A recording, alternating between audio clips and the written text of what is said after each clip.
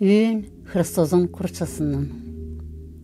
Apostol Pavel üynerdi sade Hristos'un kurçasından.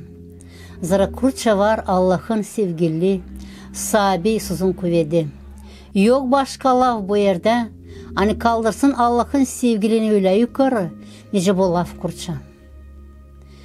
Kurçada göründü sahibi Isus'un seslemesi, oldu sesleyen ölümeden, ölüm de kurçada. Kurça gösterdi hem büyük bağışışı, ne Allah adama verdi. Onun payını kimse bilmiyor, bir şeyinde değişmiyor. Allah kendi oğlunu kurçağa kol verdi. Kurçanın ölümüne barıştırdı babayla, çıkardı o betfa altından da verdi bize yaşamak. İsus Hristos kurçada düşmanı ensedi, eğildi, babasını sesledi.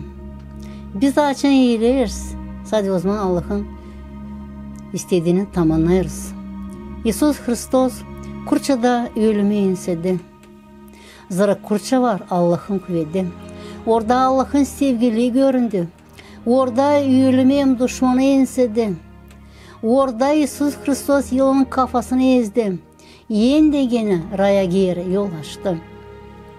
İsus kurça var yol göke, hem köprü sana. Nereden Hristos razboyni geçirdi cendemden raya. Kurça var kendinden atılma, Hristos yaşama. Apostol Piotr açan gördü, hani kurça yaklaşır, Hristos'u düverler, kan içinde bırakırlar. Korktu, anladı, hani kurça ona da yaklaşacak. Da 3 kere yemin etti, hani tanımıyor Hristos'u.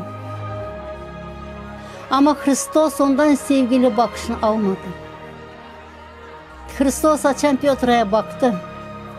Piotr çıktı bir tarafa da pek çok ağladı. Pişman oldum, hani Hristos'dan atıldı. Ama bırtan bitkiyadan Hristos'un ardına gitti.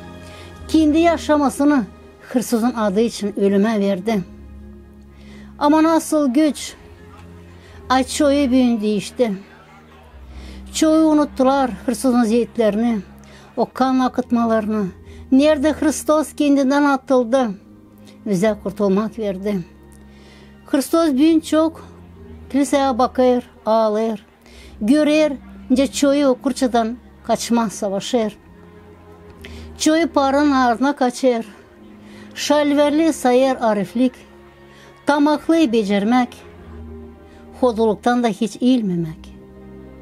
Çoğu her gün giyinirler, niceli beğenirler. Açalı fenezi Hristos'un başında görmerler. Hristos bin çok kiliseye bakır, ağlar.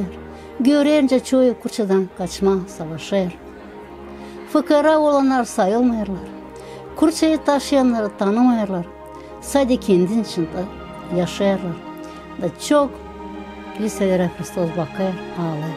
Görünce çoğu kurçadan kaçma savaşır. Pahalı can, her can sen de Piotr gibi korktuysaydın, Hristos'dan atıldıysaydın, büyündüğün geri, gel Hristos'a. Olacaksın mutlu da bu yerde, hem de diveç göklerde.